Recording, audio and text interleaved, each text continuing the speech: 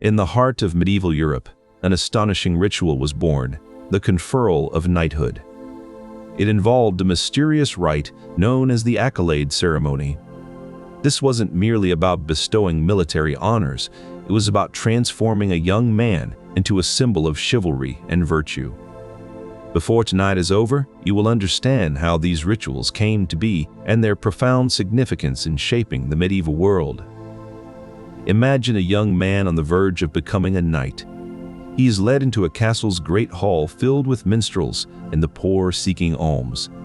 Ceremonial baths have purified him, and he dons heavy silk white robes adorned with gold and silver, signifying his purity.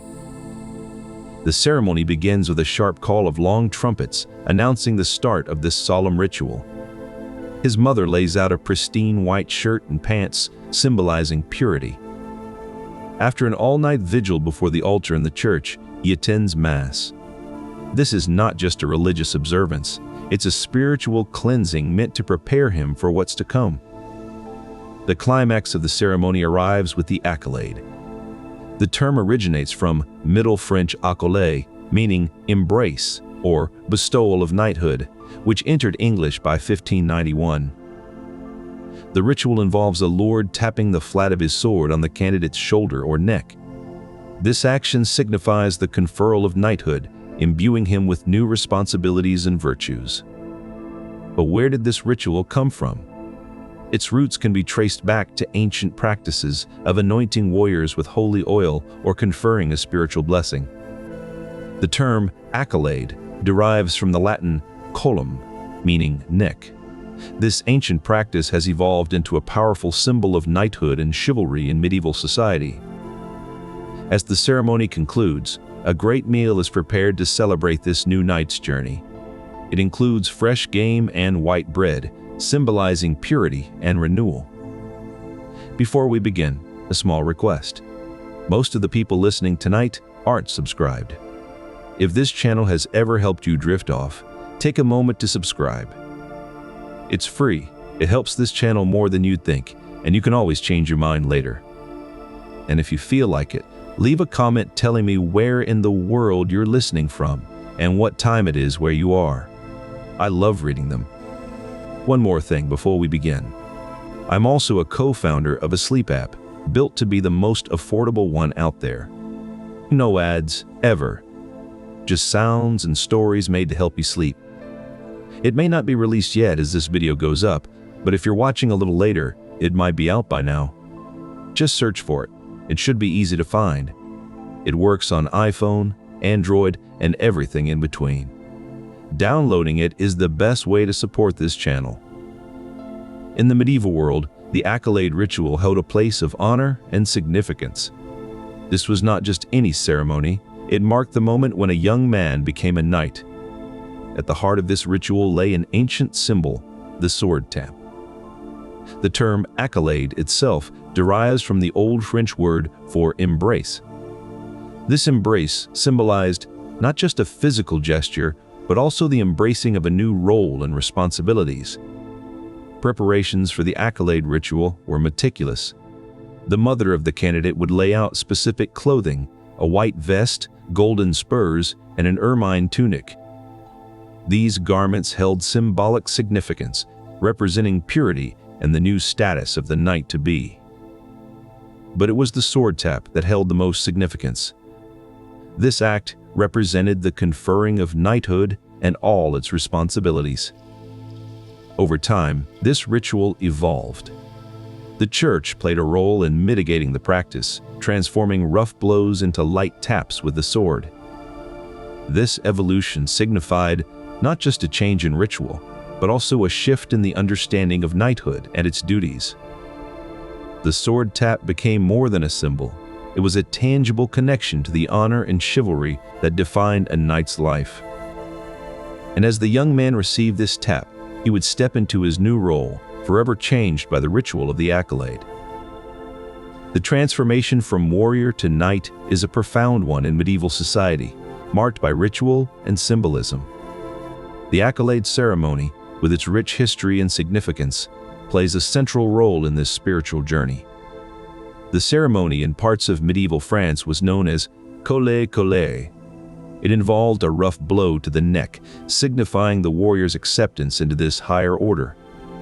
This ritual is not just about physical preparation. It transforms the warrior in society's eyes. He becomes something greater, marked by the spiritual and symbolic significance of his new role. The knight chaplain kneels on both knees, with their head raised slightly while saying prayer, a posture signifying humility and reverence before the divine. Meanwhile, the knight marshal stands tall, guiding the ceremony with authority. He is a pillar of strength and tradition, embodying the knightly virtues that the candidate aspires to. The knight chaplain's prayers are not merely words, they are a sacred connection between the candidate and the divine, invoking blessings and guidance for his new journey. The ritual transformation is complete when the tap of the sword bestows knighthood. It is more than a physical act, it is a spiritual anointing, marking a new beginning in the candidate's life. In this moment, the warrior steps into his new role as a knight, forever changed by the profound rituals and symbols of the Accolade ceremony. Beyond the ritual, the Accolade ceremony was deeply woven into the fabric of medieval society and its values. In this era, knights were not merely warriors, they embodied ideals that transcended battlefields. Their training instilled qualities like courage, loyalty, and honor qualities, essential for both combat and civil life. This transformation was marked by the Accolade ceremony, held on the Vigil of Pentecost. This momentous event signified more than just a change in status. It symbolized a knight's elevation within medieval society. Over time, the ceremony evolved to reflect the shifting norms and ideals of chivalry. Rather than delivering rough blows with swords, the dubbing lord would lightly tap the recipient's shoulder or neck. This symbolic act signified not only the bestowal of knighthood, but also the knight's new responsibilities and privileges within society. The transformation was complete, marking a profound change in both role and status.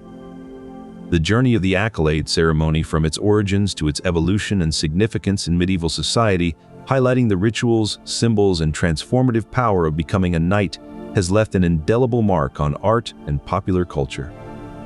The Accolade, which symbolized the bestowal of knighthood honor, has been interpreted and portrayed in various forms across centuries.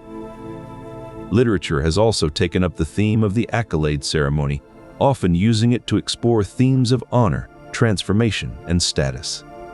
For example, Thomas Lodge's historical romance from 1591 features a detailed account of the knighting process. These literary depictions highlight the transformative power of becoming a knight, showing how the Accolade ceremony changes not just the recipient's role, but also their status in society. The candidate for knighthood is often portrayed as undergoing a profound metamorphosis during this ritual. In popular culture, the Accolade has been interpreted in various ways, sometimes romanticized and other times used to critique medieval values. For instance, films and TV shows set in medieval times often feature elaborate knighting ceremonies, drawing from historical accounts but also adding a layer of drama. The enduring fascination with knighthood rituals is evident in the continued portrayal and interpretation of the Accolade ceremony across different mediums. Whether in art, literature, or popular culture, the Accolade serves as a symbol of transformation, honor, and status that continues to captivate audiences. Showcase the enduring fascination with knighthood rituals through various mediums is to recognize how these representations often blend historical accuracy with contemporary values and storytelling techniques. The Accolade ceremony, in all its interpretations, underscores the timeless appeal of knighthood's ideals. As we delve deeper into these representations, it becomes clear that the Accolade is more than just a historical ritual. It is a powerful symbol that transcends time and medium. Whether depicted in art, literature, or popular culture, the Accolade ceremony retains its transformative power and enduring significance. Finally, the Accolade serves as a reminder of the profound changes that can occur during a single momentous event. The The ceremony marks not just a change in role, but also a shift in societal perception and personal identity. This is why it continues to resonate with audiences across different eras and mediums. Through these varied interpretations, we see how the Accolade ceremony has left an enduring mark on our cultural landscape. Whether depicted in art, literature, or popular culture, the Accolade stands as a testament to the transformative power and timeless allure of knighthood. Knighthood, an enduring legacy of medieval times, continues to resonate with us today. From the earliest rituals to the ceremonies we recognize now, the journey of knighting has evolved, yet retained its core essence. Let's explore how these rites have transformed over time. The embrace was more than just a symbolic act, it marked a significant transformation. The newly knighted individual was now seen as something greater in society's eyes. The Accolade ceremony was not just about conferring a title, it was about creating a warrior who embodied honor and valor. From medieval times to today, the Accolade stands as a symbol of transformation, signifying not just physical contact, but the bestowal of a higher status and honor. As the Accolade has evolved through centuries, modern knighting ceremonies continue to reflect its transformative power and symbolism. One notable example is the Knights of Columbus, an international fraternal organization with roots in Catholicism that bestows the honor of knighthood upon its members. In these ceremonies, the Accolade is administered by a high-ranking knight or chaplain, often accompanied by a formal dinner and other traditional rituals. Additionally, in some modern knightly orders such as the Order of St. John, which has evolved from its medieval origins to focus on humanitarian aid and medical services, the Accolade is conferred with similar solemnity. In these contexts, the symbolism of knighthood has shifted to emphasize service and humanitarian efforts rather than purely martial prowess. Despite these changes, many elements of the medieval ceremony remain intact, from the use of regalia to the significance of the Accolade itself. This blend of tradition and modern relevance underscores the enduring appeal and adaptability of knighting rituals in contemporary society. Today, many people seek to connect with these ancient practices not just for historical interest, but also as a means of personal growth and spiritual enrichment. As we reflect on the journey of the Accolade ceremony, it is clear that its power to transform and elevate remains a potent force in our lives. Whether in formal orders or personal quests for self-discovery, the spirit of knighthood endures as a testament to human aspiration and achievement. Over the centuries, the Accolade ceremony has evolved into a rich tapestry of symbols and rituals, each carrying deep historical and cultural significance. Let's explore how these symbols have adapted over time while retaining their core meanings. This act of equipping signified the young man's entry into a life dedicated to military service and honor, embodying the core principles of knighthood. The origin of the term accolade itself sheds light on this evolution. Derived from the PIE root quell, one, meaning revolve, move round, it hints at the cyclical nature of these rituals and their enduring significance. As knighthood evolved, so did its symbols. The sword tap, for instance, came to represent not just military prowess, but also the spiritual and moral qualities of a true knight. This symbolic evolution underscores how the Accolade ceremony has always been more than just a rite of passage. It's a transformative journey that shapes the knight both physically and spiritually. Another powerful symbol is the spurs, often made of gold.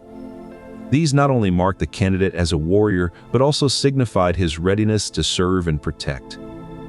The act of attaching these spurs was a public declaration of the knight's commitment, echoing through the ages as a testament to nobility and valor.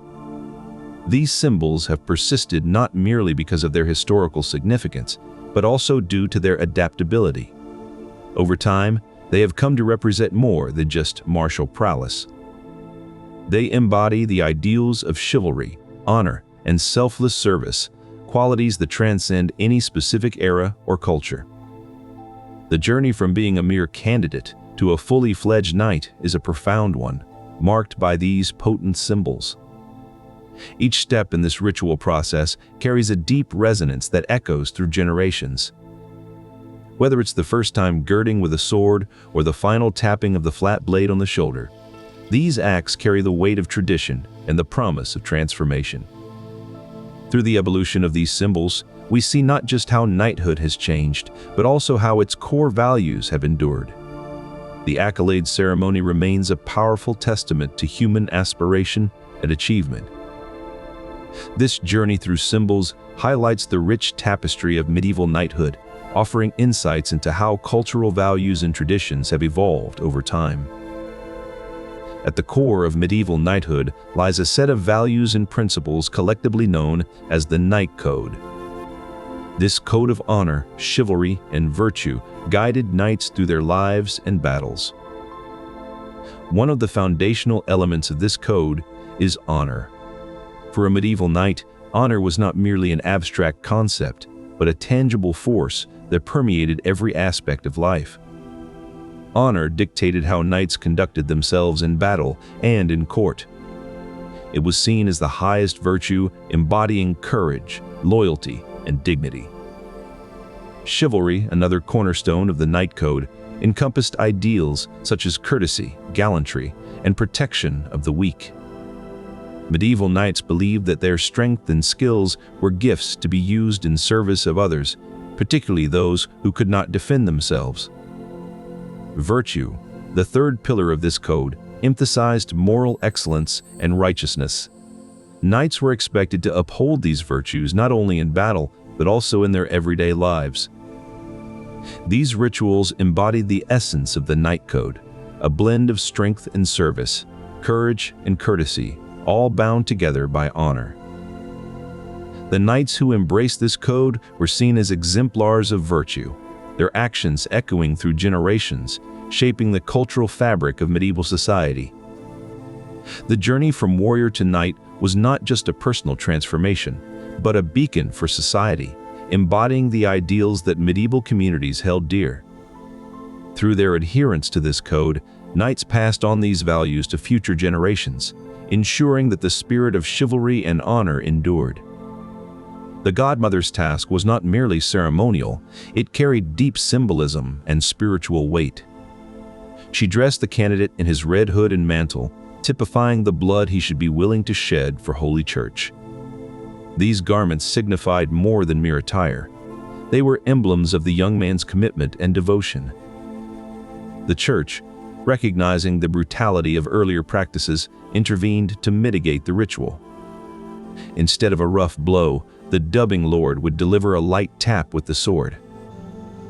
Under this gentler practice, the Godmother's role became even more poignant. It was she who prepared the candidate for this transformative moment. She symbolized not just the spiritual guidance and protection of the Church, but also the nurturing love and support of a mother. Through her actions, the candidate was not only clothed but also blessed, ready to embark on his journey as a knight. The personal touch of the Godmother was not merely a custom, it held spiritual and emotional significance. It underscored the belief that true strength comes not from force alone, but from devotion, purity, and divine guidance. As the first light of dawn breaks over a medieval castle, a knight begins his day with a ritualistic bath. This cleansing is not just about hygiene, but also symbolizes the purification of his spirit. The knight attends a vigil of prayer before the altar in the castle's chapel, seeking divine guidance for the day ahead. Throughout the day, the knight engages in rigorous training sessions to hone his combat skills and maintain his physical prowess. He practices with a variety of weapons, from swords to lances, all essential for the complex rituals and battles he may face. As part of his spiritual disciplines, the knight spends time in quiet meditation, reflecting on the virtues of chivalry, loyalty, courage, and honor. He may also compose poetry or write letters to his loved ones, expressing the ideals he holds dear in a manner befitting his status.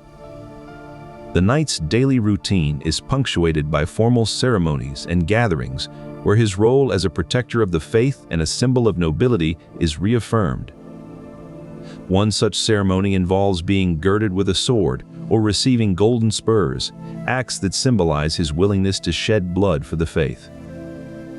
The day ends with evening prayers, seeking divine protection and guidance as he rests after a long and fulfilling day of serving his Lord and maintaining the ideals of chivalry.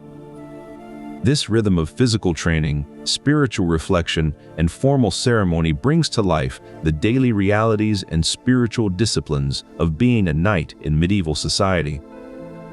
The rituals he partakes in are not mere routines, but deeply meaningful acts that reinforce his role and the values he stands for. From its medieval origins, the Accolade has evolved and adapted into various modern interpretations that still carry the essence of knighthood and honor. In some contemporary ceremonies, the Accolade is reimagined as a symbolic embrace rather than a tap with a sword, hearkening back to its roots as an embrace around the necks.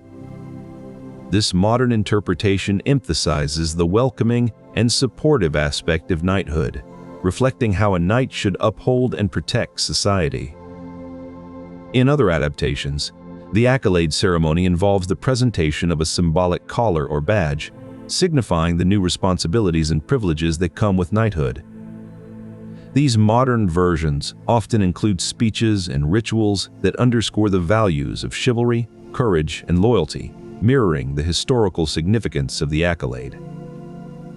Furthermore, some modern interpretations incorporate elements from different cultures, blending traditional practices with new symbolism to create unique ceremonies that still honor the spirit of knighthood. For instance, in some African communities, the Accolade ceremony might involve drumming and dance rituals that signify the warrior's journey to knighthood. In these adaptations, the physical act of conferring knighthood is often replaced with symbolic gestures that convey similar meanings in a culturally relevant way. Despite these variations, the core essence of the Accolade remains: a public recognition of one's achievements and commitment to upholding high ideals. Through these modern interpretations, the spirit of the Accolade lives on, continuing to inspire and honor those who embody the values of knighthood in various forms. In essence, the Accolade ceremony has evolved into a versatile symbol that can be adapted and reinterpreted to fit different cultural contexts while preserving its deep meaning. Sir Gawain and the Green Knights offers a vivid portrayal of the Accolade ceremony. In this tale, Sir Gawain is bestowed knighthood through an embrace that signifies honor and chivalry. The story of Sir Gawain's encounter with the Green Knight illustrates the transformative nature of the Accolade. The embrace he receives symbolizes not just strength, but also virtue and nobility. The Morte d'Arthur, a seminal work by Sir Thomas Malory, delves into the intricacies of the Accolade ceremony. Here, the ritual is not merely an embrace, but also involves the tapping of a sword on the shoulder. Malory's account shows how literature elevates the Accolade to a symbol of both power and honor. The sword tap becomes a momentous act that imbues the knight with authority and respect. These literary works preserve the essence of medieval rituals and virtues, shaping public perception of knighthood. They highlight the importance of chivalry, valor, and loyalty. The role of literature in preserving knowledge about medieval ceremonies cannot be overstated. Sir Gawain and Le Morte d'Arthur have ensured that the Accolade ceremony remains a vital part of our cultural heritage. By depicting the Accolade with such care and detail, these works have influenced how we understand knightly values even today. They serve as enduring testaments to the transformative power of this ancient rite. In essence, these literary portrayals have contributed significantly to our appreciation of medieval knighthood and its rituals. They remind us that the Accolade was more than just a ceremony. It was a symbol of elevated status and virtue. In the feudal system, the Accolade was more than a symbol of status. It was a strategic instrument for forming political alliances and securing loyalty. Through this ritual, lords could strengthen their bonds with vassals, creating a web of obligations that reinforced their power base. Historical examples abound where knighthoods were bestowed for strategic purposes.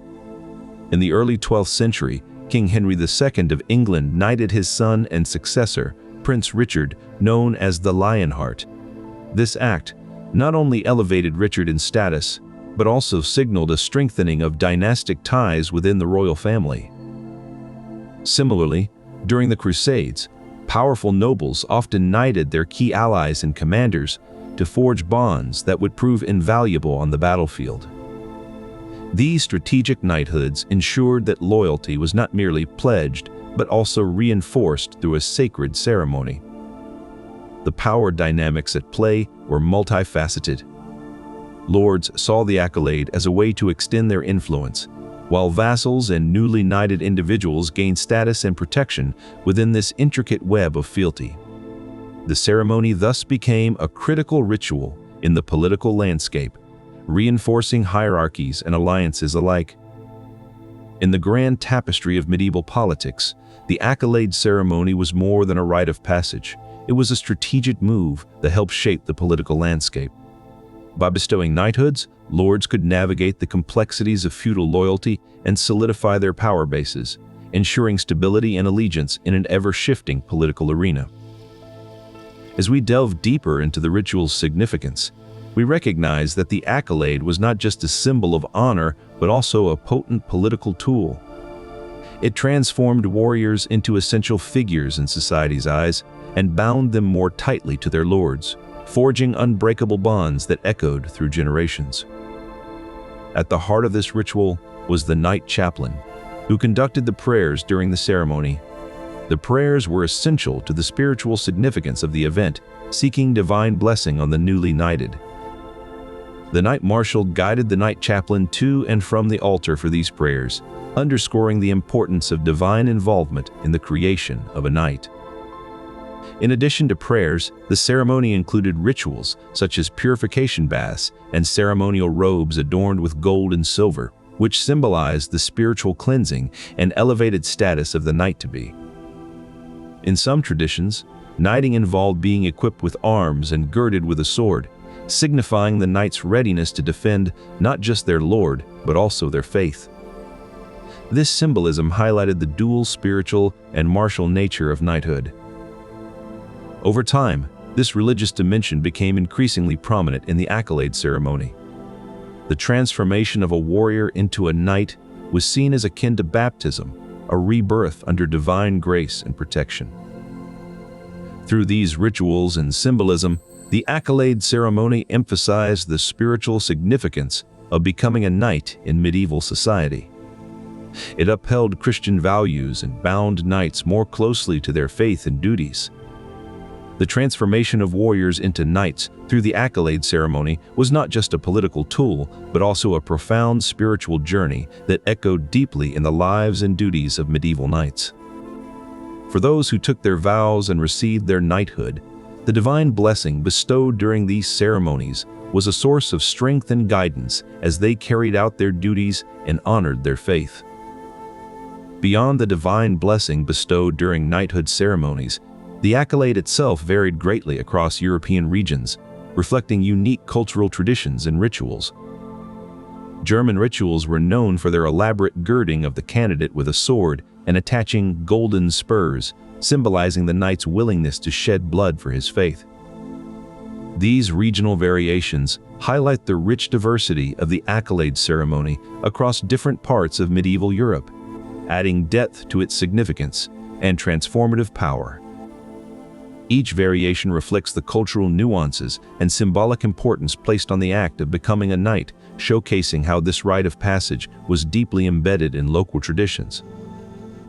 From the rough blow in France to the ceremonial taps in England and elaborate girding in Germany, these rituals underscore the journey of a warrior into a venerated social position.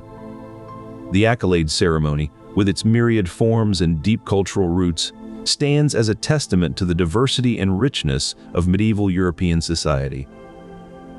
These variations not only celebrate the individual's entry into knighthood, but also honor the broader tapestry of cultural practices that shaped medieval Europe. By understanding these regional differences, we gain a more nuanced appreciation for the profound meaning and transformative power that the Accolade ceremony held in medieval society. The journey of the Accolade from its origins to its varied expressions across Europe adds a layer of depth and complexity to this pivotal rite of passage. At the heart of this preparation was the squire training, a grueling regimen designed to transform young men into skilled warriors and honorable knights. This training encompassed a broad spectrum of disciplines, including martial arts to hone their combat skills, chivalric education to instill the codes of conduct and honor, and courtly manners to ensure they comported themselves with grace in noble society. Young knights to be learned the intricate art of swordsmanship, perfecting their form and precision in simulated duels against seasoned opponents. Their education extended beyond combat to include the tenets of chivalry, loyalty, courage, and generosity, which were ingrained through stories and lessons from experienced knights. Even in the midst of their rigorous training, they were taught the art of courtly manners, how to address nobles, how to comport themselves at banquets, and how to dance with elegance during royal gatherings.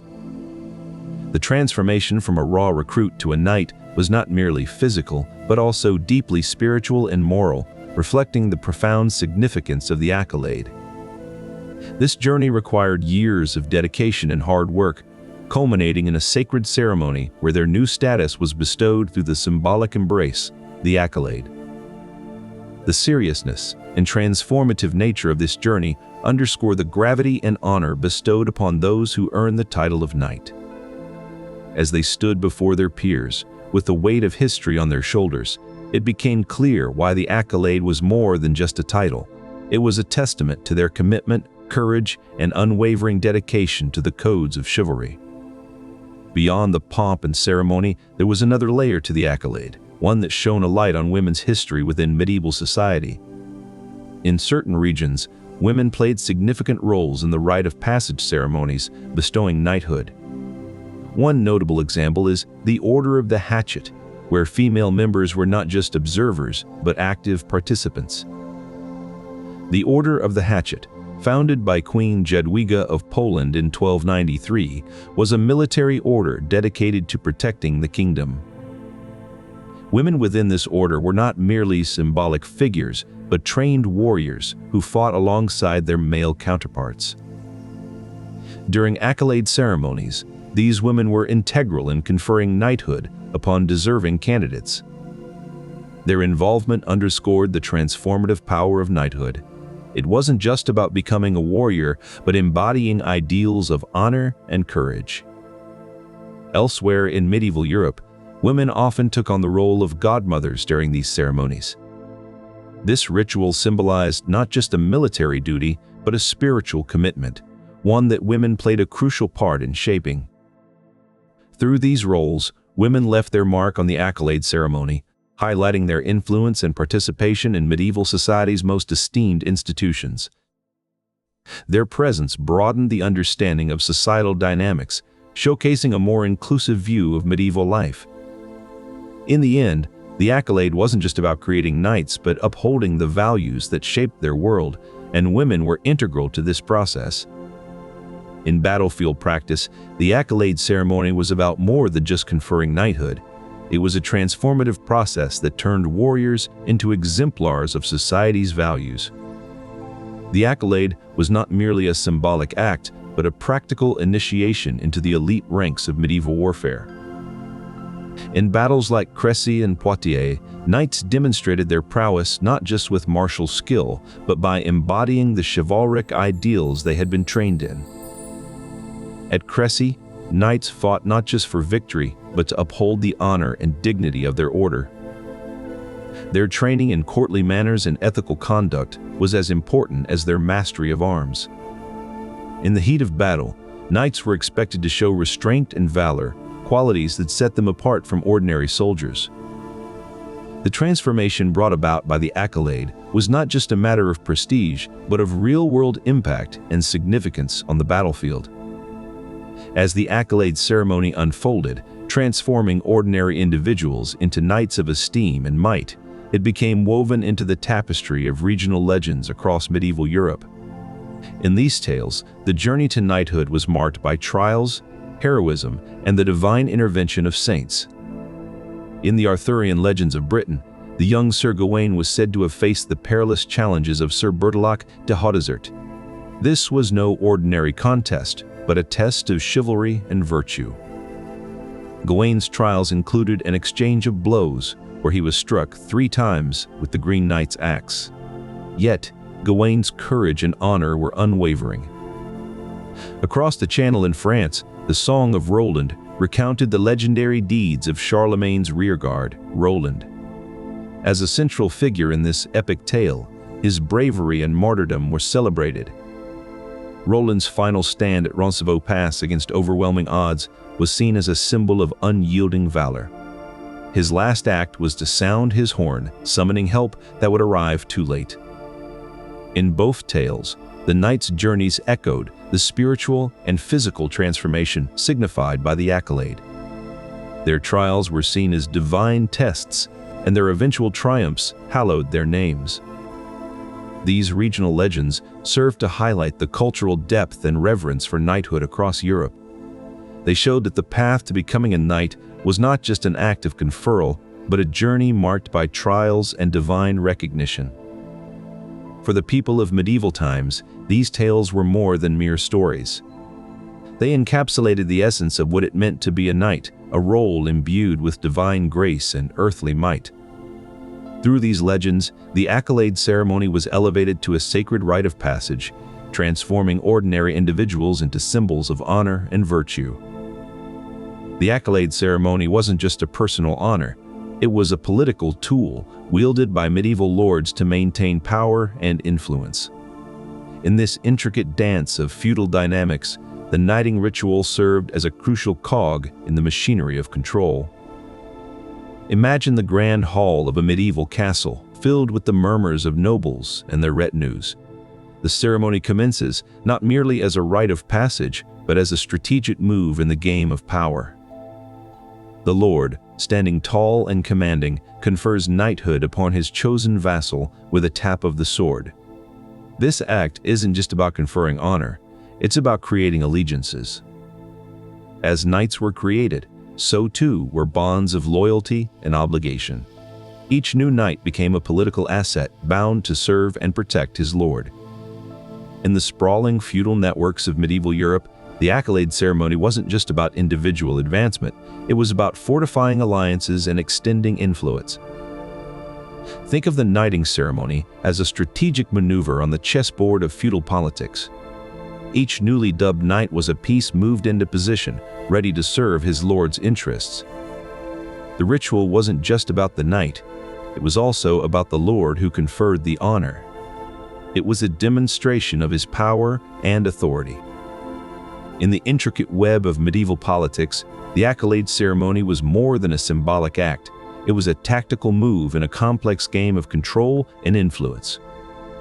So the next time you imagine a medieval knighting ceremony, think not just of the individual honor bestowed, but of the intricate political dynamics at play. The Accolade ceremony was more than just a symbol of individual honor. It played a significant role in facilitating social mobility within medieval society. As commoners rose to knighthood, they gained not only prestige but also the power and influence that came with their new status. Take, for instance, the story of William Marshall, a commoner who rose to become one of the most powerful men in medieval England. Born to a family of modest means, he distinguished himself through his military prowess and was eventually knighted. His new status brought him into the inner circle of the royal court, where he became a close advisor to King John. From this position, he wielded considerable influence over political and military affairs. The Accolade ceremony thus transformed not just his personal standing, but also the societal structures around him. With his elevated status, he could challenge the established nobility and introduce new ideas into the court. Another notable example is that of Geoffrey de Charny, who began as a humble squire before being knighted. His rise to prominence brought about significant changes in the way military campaigns were conducted. He introduced innovations in siege warfare that proved highly effective, leading to victories for his king and altering the course of medieval conflict strategies. These case studies illustrate how the Accolade ceremony could propel individuals from ordinary backgrounds into positions of power and influence, thereby reshaping societal dynamics. Yet, it was not always a smooth path to the top. Commoners faced challenges in integrating into the noble classes, including resistance from established nobility who saw their privileges threatened. Despite these hurdles, the Accolade ceremony remained a potent symbol of social mobility, demonstrating that status and influence were not solely determined by birth, but could also be earned through merit. Through its rituals and transformative power, the ceremony highlighted a society where individual achievement could transcend social boundaries. And this is just one example of how ceremonies in medieval times could shape entire societal structures and open paths to social advancement. One notable example is the De la Pole family, a powerful dynasty during the 14th century. This family managed to maintain knighthood through multiple generations, with each son following in his father's footsteps. Michael de la Pole was dubbed a knight at the young age of 12, and he went on to become one of the most influential figures in England's history. Michael's son, William de la Pole, followed suit, receiving knighthood at an equally young age. This tradition was not just about individual prowess, but also upholding the family's honor. Heraldry played a crucial role in these ceremonies, with each knight adopting a personal coat of arms that symbolized their lineage and achievements. These symbols were not just ornamental, but held deep significance, representing the family's legacy and the knight's place within it. The ceremonial baths of purification taken before knighthood were not only for spiritual cleansing but also a rite of passage, signaling the continuity from one generation to another. The Accolade ceremony itself was a profound moment that not only transformed an individual but also solidified their place in their family's long line of knights. This ritual upheld familial traditions and ensured that the noble lineages were preserved for future generations to continue their legacy. And so, the Accolade ceremony became more than just a single event in one's life. It was part of an unbroken chain that defined and honored family legacies. In the medieval world, cultural exchange was as vibrant as it is today. The journey of knights often led them to encounter different civilizations and adopt their rituals. One of the most influential cultural exchanges occurred between medieval Europe and the Byzantine Empire. The Byzantines, with their rich history and refined rituals, introduced the concept of chivalry to European knights. This cultural exchange not only enriched the rituals of knighting, but also transformed the way European knights viewed their role in society. Another significant cultural exchange took place with the Mongols. The Mongol Empire's expansive reach brought them into contact with various cultures and their practices. Through these interactions, the Mongols adapted some of the rituals and traditions of knighting into their own practices. Interestingly, the Accolade ceremony itself was not merely a European tradition, but one that evolved and spread through these cultural exchanges. The influence of the Accolade ceremony can be seen in the way different cultures have adopted and modified the ritual to fit their own traditions. From the Byzantine Empire to the Mongols and beyond, the Accolade ceremony served as a vehicle for cultural interaction and the spread of chivalric ideals. In this way, the ceremony not only honored the knights, but also bridged gaps between different civilizations. In the medieval halls of knighting ceremonies, music played an indispensable role in creating an atmosphere of solemnity and grandeur. It was not just a background element, but an integral part of the rituals themselves. The harp, with its ethereal sound, was often used to set a reverent tone during the vigil and ceremonial preparations. Its resonant notes could fill the castle halls, creating an otherworldly ambiance that underscored the sacredness of the upcoming ceremony. Another crucial instrument was the trumpet. Its sharp call signaled the commencement of significant moments in the rite. The lute, with its soft and melodic strings, accompanied the quieter moments of reflection and prayer during the ceremony. Its gentle melody provided a serene backdrop for the knight to be as he contemplated his new responsibilities and the sacred oaths he was about to take. Their songs would emphasize the solemnity and significance of this moment, elevating it beyond a mere ritual into an experience that was both deeply spiritual and profoundly memorable. After the ceremony, a great feast was prepared, and music continued to be a central part of these celebrations. The festive atmosphere was enhanced by lively tunes played on the fiddle, while the flute provided melodies that evoked joy and celebration. In this way, music served to bookend the entire knighting ceremony, from the solemn preparations to the jubilant festivities that followed. It was a testament to the all-encompassing nature of medieval rituals, where every element, including music, played a key role in enhancing their solemnity and grandeur. The origins of the medieval knighting ceremony can be traced back to ancient myths that resonated deeply with medieval culture. Mythological figures like Perseus, the hero who slayed the Gorgon Medusa, became symbols of valor and courage in knighting rituals. The story of Perseus and Andromeda was often woven into the tapestry of medieval romance, reflecting the idealized, chivalric qualities that a knight should embody. Similarly, the legend of Achilles, the near-invincible warrior from Homer's Iliad, was invoked to symbolize the invincibility that knights aspired to. The Greek myth of Hercules, known for his 12 labors, represented the virtues of strength and perseverance, qualities highly valued in the medieval code of chivalry. These mythological figures served as archetypes for knights, embodying the ideals of courage, strength, and valor that were central to the Accolade ceremony. The sword-tapping ritual during the Accolade was more than just a symbolic gesture. It carried the weight of ancient myths that instilled in knights a sense of their divine calling and heroic destiny. This rich tapestry of mythological references imbued the Accolade ceremony with a profound cultural depth and significance. It was not just an initiation into knighthood. It was a connection to the heroic lineage of mythical figures that transcended time. In this way, the Accolade ceremony became more than just a rite of passage. It was a living embodiment of ancient myths that shaped the very essence of knighthood. This cultural resonance added layers of meaning to the Accolade, making it not just a ceremony, but a profound and transformative experience. The Accolade ceremony, a central rite of medieval knighthood, held more than just symbolic significance. It carried profound economic weight that shaped societal structures and individual fortunes.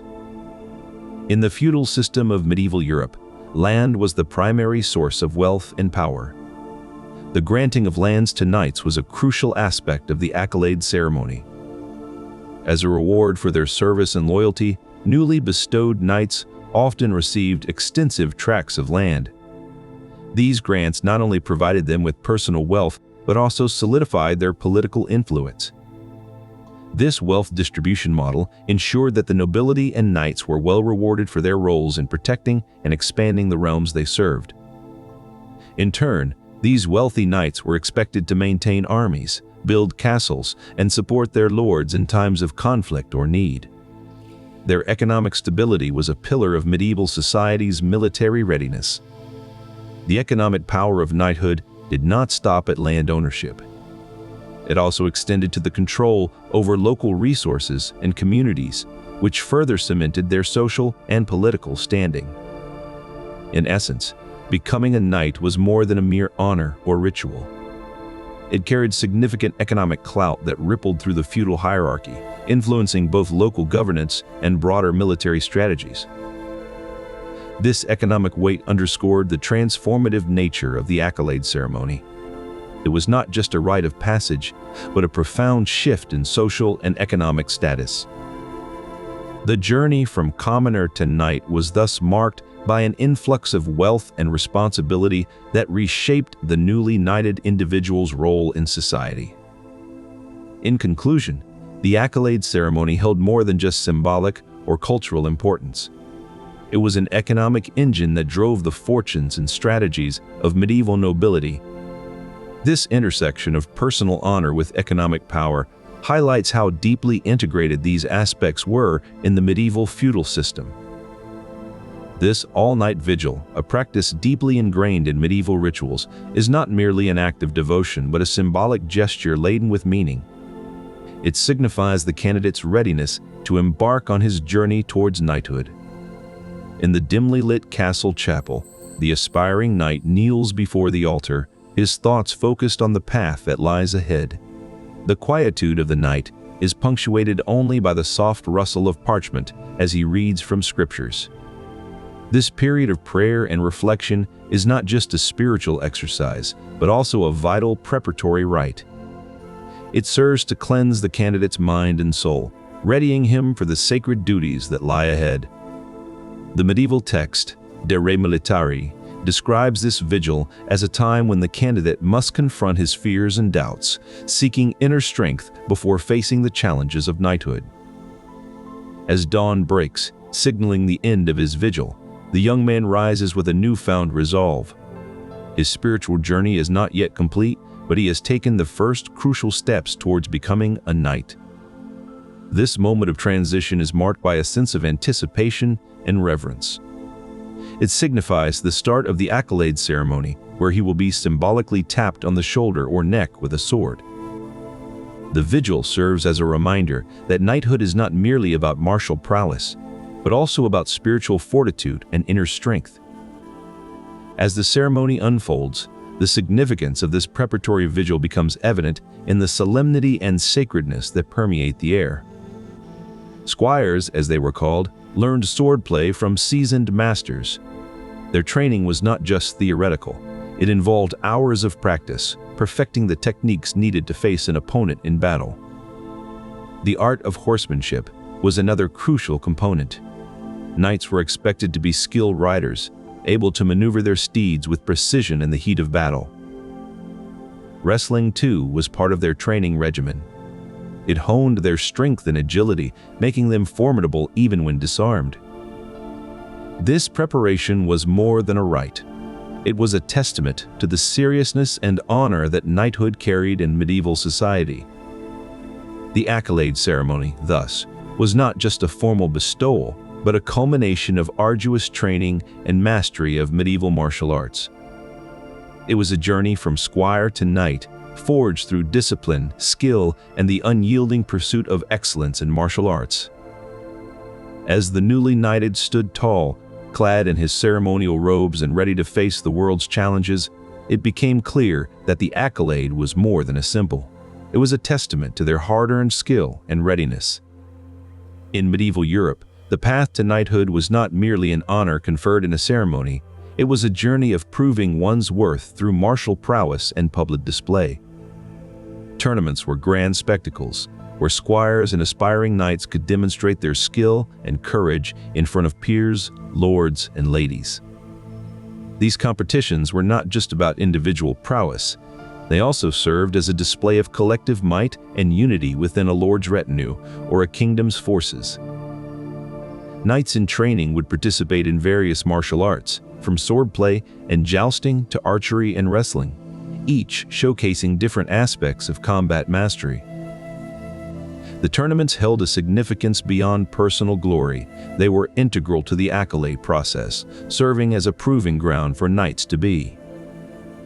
In these public arenas, potential knights could demonstrate their valor and readiness to uphold the code of chivalry, making them worthy candidates for knighthood.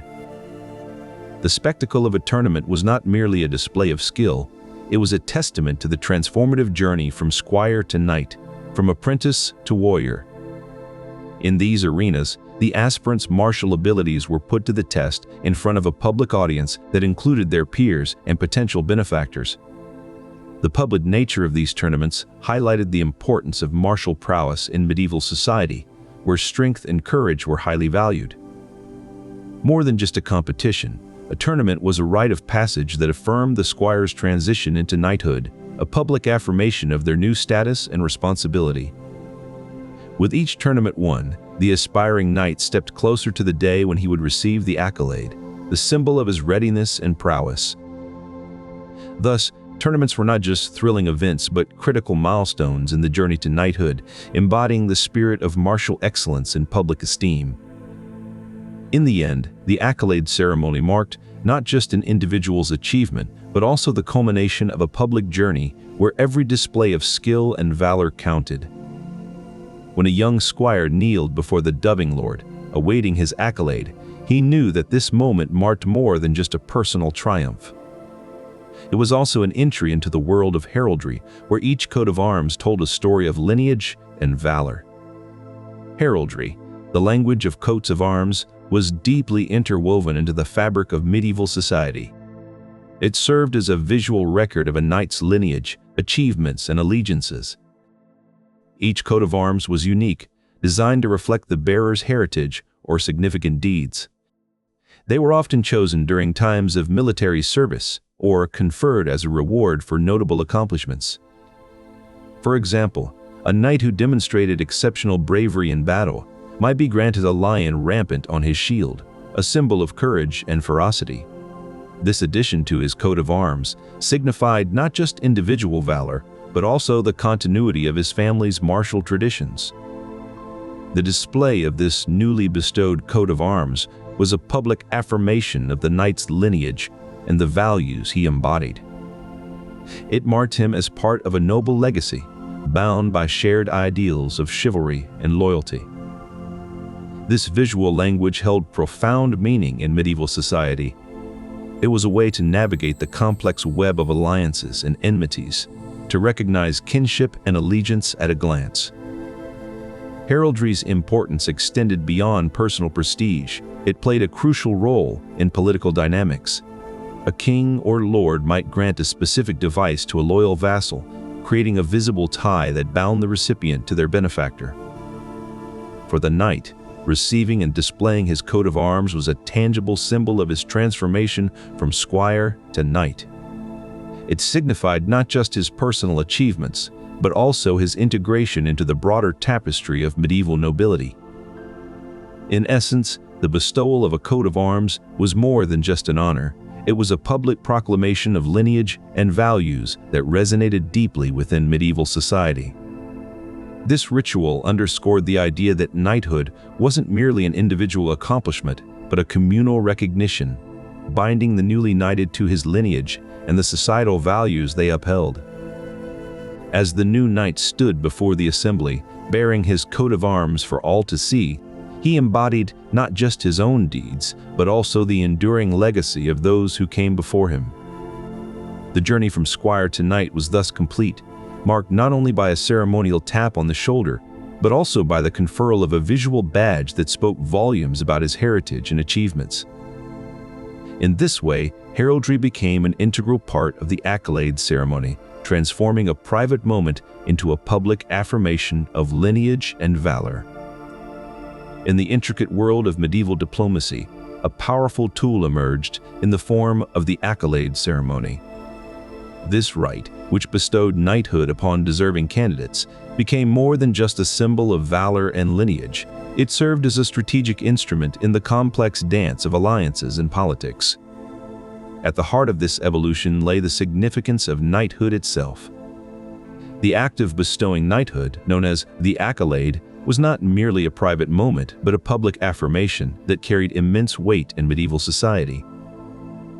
One notable example of this diplomatic use is found in the Treaty of Montlouis-sur-Loire, signed in 1173 between Henry II of England and Louis VII of France.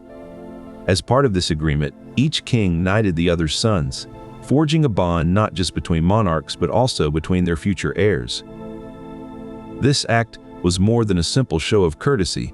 It wove an intricate web of loyalty and obligation that would endure for generations to come. By knighting each other's sons, the kings ensured that their dynasties were intertwined in a way that transcended mere political alliance. The symbolism of the Accolade was profound. It signified not just an acknowledgement of bravery, but also an induction into a brotherhood that crossed borders and allegiances. It was a powerful statement of unity, one that resonated deeply in the fractious politics of medieval Europe. In another instance, Henry II of England again used the Accolade ceremony to cement an alliance with the powerful Thomas Becket, Archbishop of Canterbury.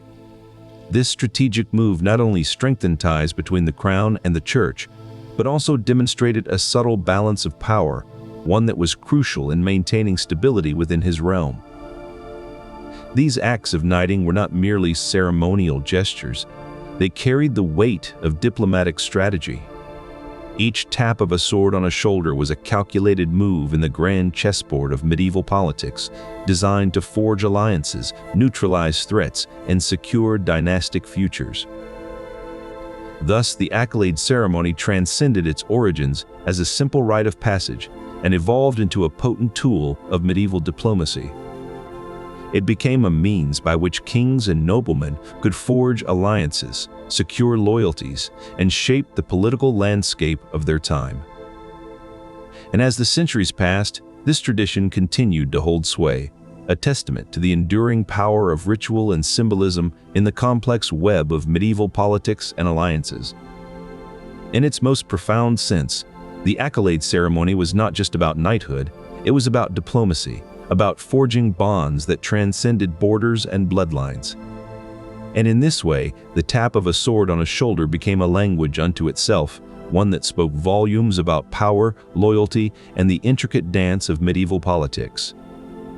Thus, as we trace the journey of the Accolade ceremony from its origins to its evolution and significance in medieval society, we see how it became a strategic political tool that shaped the very fabric of history itself. In medieval Europe, knighthood wasn't merely a military rank, it was deeply entwined with the fabric of society, including marriages. One notable instance is the marriage of Henry II and Eleanor of Aquitaine. As part of their nuptials, Henry granted new titles and lands to his knights. This act symbolized more than just fealty, it fortified both military alliances and political ties within their realm. In the medieval world, marriages were often strategic maneuvers to secure power and influence. The Accolade ceremony, with its profound symbolism, played a crucial role in cementing these unions. For knights, receiving this honor signified not only valor, but also loyalty to their new lord and his spouse. Thus, the Accolade ceremony became a pivotal moment in both military and matrimonial bonds. This interconnectedness highlighted the ritual's transformative power within medieval society.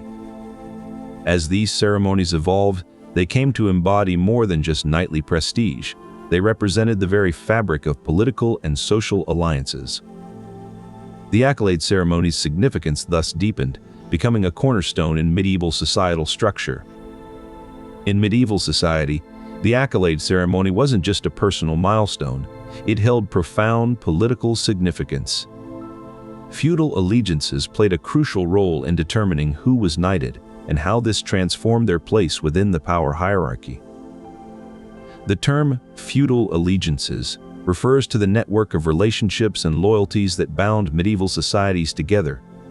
These allegiances dictated who held power and influence in various domains. In this context, the Accolade ceremony served as a key mechanism for cementing these alliances. The conferring of knighthood was not merely an individual honor, it was a strategic move within complex political dynamics. Lords would bestow knighthood upon their most loyal vassals, those who had demonstrated unwavering loyalty and service. This act not only elevated the recipient in status, but also fortified the lord's influence over them. In turn, newly knighted individuals would often be entrusted with significant responsibilities. They might become castellans, responsible for managing a castle and its surrounding lands. This role was both a reward and a means of extending the lord's control over strategically important territories. The political implications of these appointments were far-reaching. By placing trusted vassals in positions of power, lords ensured the continuity and expansion of their influence. Moreover, knights themselves could gain significant political capital through their actions.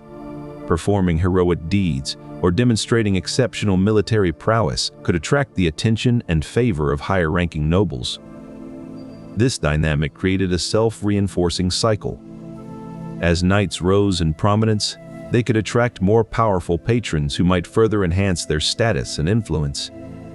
The Accolade ceremony thus became an integral part of the medieval political landscape. The transformative power of the Accolade ceremony was not just about individual elevation. It also served to strengthen and expand feudal networks. It ensured that the web of loyalties and obligations that held medieval societies together remained robust and adaptable. In essence, the Accolade ceremony was a political tool as much as it was a rite of passage.